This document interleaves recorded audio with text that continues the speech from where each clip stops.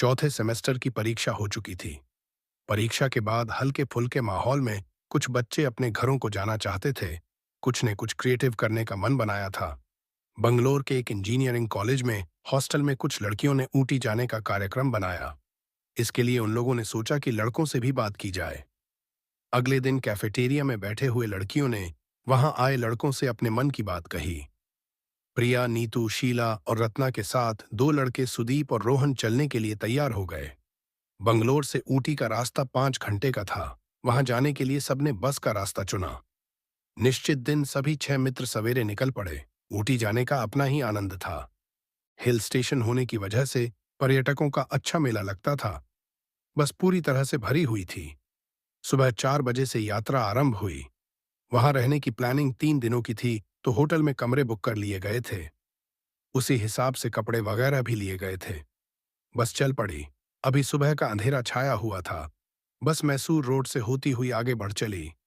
ऊटी, जिसे उद्गमंडलम भी कहा जाता है और पहाड़ों की रानी भी, नीलगिरी पर्वतमाला से घिरा यह क्षेत्र अपनी खूबसूरती के साथ जंगलों के लिए भी जाना जाता है। बस पूरी गति से आगे बढ़ चली। बाद में पहाड़ी रास्तों पर कई मोड़ थे, तो बस धीरे धीरे चलने लगती थी। घाटी के घुमावदार रास्तों से होती हुई बस अपने गंतव्य पर पहुंच चुकी थी। वहां से सभी मित्र होटल चले गए। चूंकि रास्ते घुमावदार थे, तो नीतू और शीला को यह सहन नहीं हो पाया। उनके सिर घूम रहे थे। दोस्तों ने उस दिन बाहर निकलने का कार्यक्रम स्थगित कर दिया। शाम को आसपास के मनोरम बॉटनिकल गार्डन घूम आए। अगले दिन सुबह सुबह सभी निकल पड़े कुन्नूर की ओर। जंगल में जाने की उन लोगों की लालसा प्रबल थी, किंतु किसी भी स्थान से शाम के 5 बजे से पहले ही बाहर आ जाना होता था, क्योंकि खतरनाक जंगली जानवर कभी भी गांव की ओर अपना रुख कर लेते थे। सवेरे ही उधर जाना था, ताकि समय से सब निकल जाएं। सभी ने अपने बैग पीठ पर ले रखे थे। पाइन फॉरेस्ट में ऊंचे ऊंचे वृक्षों के बीच सबने समय बिताया। सभी अपनी मर्जी से इधर उधर घूम रहे थे। बंदरों से बचना भी जरूरी था, इसलिए सबने अपना मोबाइल कसकर पकड़ा हुआ था। कब किसके मोबाइल पर ये बंदर झपट्टा मारकर ले उड़ें, कहना मुश्किल था। नीतू और शीला जंगल में अंदर तक पहुंच चुकी थीं। अचानक मौसम खराब हो गया। बादल गहराने लगे। अंधेरा छाने लगा। जोर से बिजली कड़क उठी। नीतू और शीला ने घबराकर एक दूसरे को पकड़ लिया। अगले ही पल मूसलाधार बारिश होने लगी। जंगल में दूर तक निकल जाने की वजह से उन्हें बाहर निकलने का कोई रास्ता न दिखा। आसातन दिख रहा था। बारिश के लिए वे तैयार नहीं थीं, तो छतरी या रेनकोट जैसा कुछ नहीं था। घबराकर एक पेड़ के नीचे खड़ी होकर थर थर कांप रही थीं। घबराहट में दोस्तों को आवाज देती, लेकिन तेज बारिश की वजह से आवाज भी दब कर रह जाती। तभी वहां पर 4-5 बंदर आ गए। वे एक दूसरे से चिपक कर खड़ी थीं। एक ने झपट कर नीतू का मोबाइल अपने कब्जे में लिया। शीला का मोबाइल बैग में था, इसलिए बच गया, किंतु वह अब भी निकाल नहीं सकती थी। बंदरों ने बस्ता खींचने का भी प्रयास किया। बस्ते के बाहर वाली जिप में बिस्किट था, वहीं बंदरों के हाथ लग गया। उसे लेकर वे खीं खीं करते हुए भाग गए। बारिश थमने का नाम नहीं ले रही थी। अचानक सरसराहट की आवाज हुई। पेड़ के ऊपर से एक मोटा अजगर लटक कर फुफकार रहा था। दोनों सहेलियों की चीख निकल गई। नीतू ने फुफुसाकर कहा कि उन दोनों को बिल्कुल हिलना नहीं चाहिए, नहीं तो अजगर को पता चल जाएगा और वह लपेटे में लेगा। सिर्फ 1 मीटर की दूरी पर लटके अजगर को अपना कोई शिकार दिख गया था। वह पेड़ से नीचे उतरकर उधर ही सरकने लगा, तो नीतू और शीला की जान में जान आई। बारिश हो ही रही थी। घबराहट में नीतू रोने लगी, तो शीला ने पीठ थपथपाकर ढाढ़स बंधाया। वह भी बहुत डरी हुई थी, किंतु खुद पर काबू रखकर चुप थी। जंगल में दूर तक निकल आना इस तरह से खतरनाक साबित होगा, यह सोचा भी न था उन्होंने। शीला को मोबाइल का ध्यान आया। उसने मोबाइल बाहर निकाला, जिससे अपने दोस्तों को सूचना दे सके कि वे दोनों कहाँ हैं। लेकिन तेज आंधी पानी के कारण नेटवर्क नहीं दिख रहा था। अब दोनों ने निश्चय किया कि एक जगह खड़े रहने से अच्छा है कि वे आगे बढ़कर बाहर निकलने का रास्ता ढूंढें। शीला ने अपना स्टोल निचोड़कर हाथ पैर पोंछे और नीतू को भी उसने ऐसा करने को कहा। धीरे धीरे दोनों आगे बढ़ने लगीं। कुछ दूरी पर हाथियों का झुंड दिख रहा था। उन लोगों ने सुन रखा था कि जंगली हाथी बड़े खतरनाक होते हैं, सूंड में उठाकर पटक देते हैं। शीला, अब क्या होगा, कहती हुई नीतू की सिसकी निकल गई। देख हम लोग पेड़ से सटकर खड़े हो जाते हैं, हाथियों की नजर नहीं पड़ेगी और हम लोग बच जाएंगे। तभी हाथियों का झुंड चिंघार उठा। यह मौसम की खुशी थी। या किसी शिकारी को देख लेने का भय, ये समझ नहीं आया। सभी हाथी चिंघार रहे थे, शायद अपने साथियों को आगाह कर रहे थे। देख नीतू, अवश्य ही हमारे आसपास कोई शेर या बाघ है। अब हमें बहुत सावधान रहना होगा। शीला, बाघ हमें खा जाएगा। हम कहाँ आ फंसे हैं। चुप करो, अब जो होगा देखा जाएगा। संकट में हिम्मत रखने में ही भलाई है। वह पेड़ के तने से सटकर खड़ी थीं।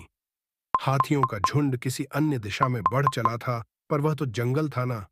एकाएक पेड़ से मोटी जंगली बिल्ली नीचे कूदी। उसकी हरी हरी आंखें चमक रही थीं। वह एकटक दोनों को देखती हुई गुर्रा रही थी। दोनों सहेलियां उसकी आंखों में आंखें डालकर चुपचाप खड़ी थीं। अभी उसे देख ही रही थीं कि अचानक कुछ आकर नीतू के गाल से आकर चिपक गया। शीला, मेरे गाल, कगबियुंदय बसके दितेजाल, कहकर नीतू चीख पड़ी। उसके चीखते ही वह बिल्ली भाग गई। अंधेरे में कुछ भी दिख नहीं रहा था। डरते डरते शीला ने नीतू के चेहरे पर हाथ फिराया। शायद चमगादड़ था। डरकर शीला ने अपना हाथ हटा लिया। ओह नीतू, ये वैम्पायर बैट तो नहीं, कहते हुए शीला की आवाज कांप गई। वैम्पायर बैट पर देखी गई कई मूवीज उन्हें याद आने लगीं। नहीं, ये बैट भारत में नहीं होता, कहती हुई वह धीरे से उसे हटाने का प्रयास करने लगी। हटाने से वह उड़ गया। तभी फिर से जोर की बिजली कड़की। उस क्षण भर के प्रकाश में दोनों ने देखा कि पेड़ों पर उल्टे लटके हुए चमगादड़ों का पूरा समूह ही था। डरावनी आंखों वाले उल्लू भी वहां पर थे। नीतू, अब आगे बढ़, नहीं तो ये हमें काट सकते हैं। दोनों ने हिम्मत से आगे कदम बढ़ाया। शायद रात का समय आ गया था। आधे चांद की हल्की रोशनी आ चुकी थी। कहीं कहीं चमकते हुए जुगनुओं का समूह बहुत ही अच्छा लग रहा था, किंतु यह सब निहारने की हिम्मत किसे बची थी। उन्हें भूख भी लगाई थी। शीला ने धीरे से बैग खोला। बाहर की जिप से तो बंदरों ने बिस्किट का पैकेट निकाल लिया था। अंदर भी एक आधा खुला पैकेट था। दोनों ने दो दो बिस्किट खा लिए। पानी पीकर अब वे आगे बढ़ने लगीं। हल्की रोशनी में कुछ दूर आगे जाने पर पहाड़ों के बीच एक गुफा दिखी। शीला, चल, हम लोग गुफा के अंदर चलते हैं। कम से कम जंगली जानवरों से तो बच जाएंगे। हाँ, कहते हुए शीला उस ओर बढ़ने लगी। गुफा के द्वार पर कुछ अजीब सी दुर्गंध थी। शायद शराब जैसा कुछ महक रहा था। उन्हें डर लगा कि अंदर किसी और मुसीबत में न फंस जाएं। दोनों ने वापस लौटने का मन बनाया और इशारे से यह बात कही। वे उल्टे कदमों से वापस मुड़ी। तब तक मोबाइल बज गया। बारिश रुकने की वजह से शायद नेटवर्क आ गया था। जब तक शीला मोबाइल निकालती और देखती, तब तक वहां आदमियों का झुंड इकट्ठा हो गया। आवाज सुनकर सब बाहर निकल आए थे। कबीलाई कपड़ों में वह झुंड आज उनके चारों ओर इकट्ठा हो गया। 8 या 10 लोग रहे होंगे। उन लोगों ने रंग बिरंगे स्कर्ट पहन रखे थे। कमर में कौड़ियां और रंग बिरंगी मोतियों से गूंथी एक डोरी बांध रखी थी। सबने तरह तरह के पंखों से बना मुकुट जैसा कुछ सिर पर पहन रखा था।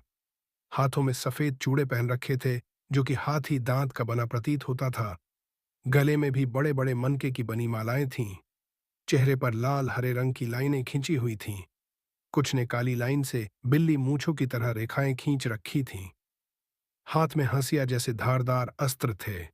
पैरों में भी कौड़ियां और सीप के बने पाजेब जैसा कुछ था। वे उन लोगों से कुछ पूछ रहे थे, किंतु उनकी भाषा दोनों को समझ में नहीं आ रही थी। ऐसा लग रहा था मानो वे उनसे बहुत कुछ पूछना चाह रहे थे। तभी फिर से मोबाइल बज उठा। उस झुंड से एक ने शीला के हाथ से मोबाइल ले लिया और दूर फेंक दिया। शीला कुछ न कर सकी।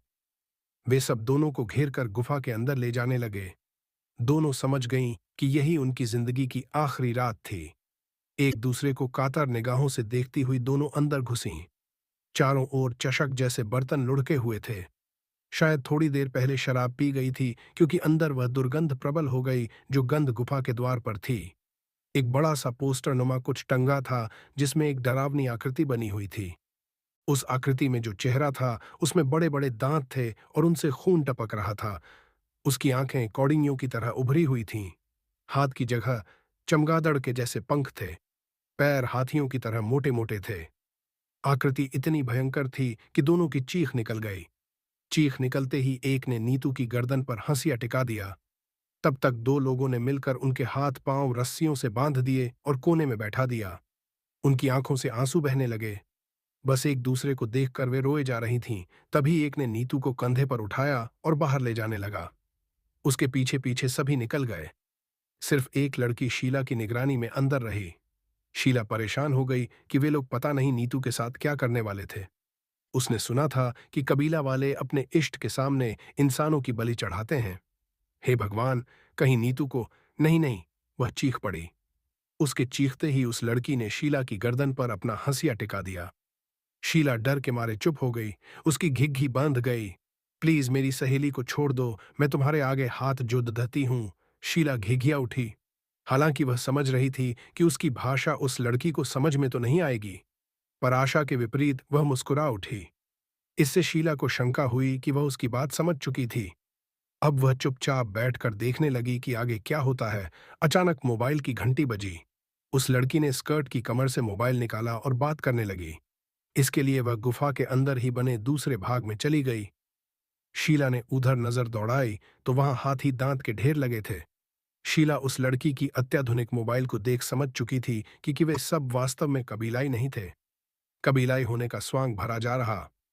तब तक उसे सुनाई पड़ा, वह लड़की कह रही थी, yes boss, I am coming with her.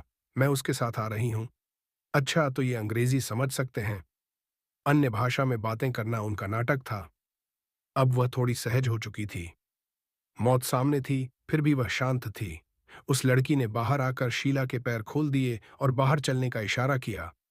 Sheila चुपचाप बाहर पीछे पीछे निकल गई। बाहर उसने देखा कि नीतू की गर्दन बलिनुमा पाटी पर रखी हुई थी। उसकी आंखों में कातर भाव थे। उस लड़की ने शीला की गर्दन भी उसी जैसे एक पाट पर टिका दिया। अचानक शीला चीख पड़ी, डर मत नीतू, ये कोई कबीलाई नहीं, इन्हें हमारी भाषा भी समझ में आ रही है। ये हाथी दांत के तस्कर हैं, मरने से पहले मुकाबला कर। यह सुनते ही नीतू में बला की ताकत आ गई। दोनों ने भरपूर जोर लगाकर अपनी गर्दन उठाई। हाथ बंधे थे लेकिन जूडो कराटे का पैरों वाला करिश्मा दिखाया और दोनों ने एक एक को नीचे गिरा दिया। तब तक दूसरे साथी सावधान हो चुके थे। उन्होंने नीतू और शीला को पकड़ना चाहा, पर दोनों की कराटे शिक्षा काम आई और वे बार बार आक्रमणकारियों को ढकेलने में कामयाब हो रही थीं। सुबह के 3 बज रहे थे, तभी उधर टॉर्च की रोशनी चमकी। सभी तस्करों ने देखा कि पुलिस का एक समूह उधर आ रहा था। शीला और नीतू जोर लगाकर चीख पड़ी, हमें बचा लीजिए। पुलिस दूसरी दिशा में मुड़ने को थी, तभी यह आवाज उन्हें सुनाई पड़ी। अब सब आवाज की दिशा में बढ़ने लगे। तेज रोशनी में दोनों सहेलियां कुछ देख नहीं पा रही थीं, पर इतना तो तय था कि अब वे बच जाएंगी। तब तक सारे तस्कर गुफा के अंदर जा चुके थे। शीला ने सुना कि वे लोग कह रहे थे कि जल्दी जल्दी गुफा से सामान समेटो और भागो, किंतु अब समय कम था। पुलिस के साथ चारों दोस्त वहां तक पहुंच चुके थे। दोस्तों ने दोनों के बंधन खोले। तब तक नीतू ने पुलिस को बता दिया कि वे गुफा में हैं और अंदर बहुत सारे हाथी दांत पड़े हैं। पुलिस ने पूरे गिरोह को पकड़ लिया। रास्ते में शीला ने पूछा, तुम लोग यहां तक कैसे पहुंचे? बीच में तुम्हारा मोबाइल बजा था एक बार। इससे हमें लोकेशन का आइडिया मिल गया। हम लोग पुलिस के पास गए और यहां तक आने में कामयाब हो गए। पर यार, तुम लोगों को अंदर नहीं घुसना चाहिए था। हाँ, ये भूल हो गई हमसे। कहते हुए शीला और नीतू ने कहा, तुम्हारे जैसे दोस्त थे तो डर काहे का। इस खौफनाक ट्रिप के बाद उन्होंने काफी सबक भी लिया, किंतु एक संतोष भी रहा कि पुलिस की मदद हो गई।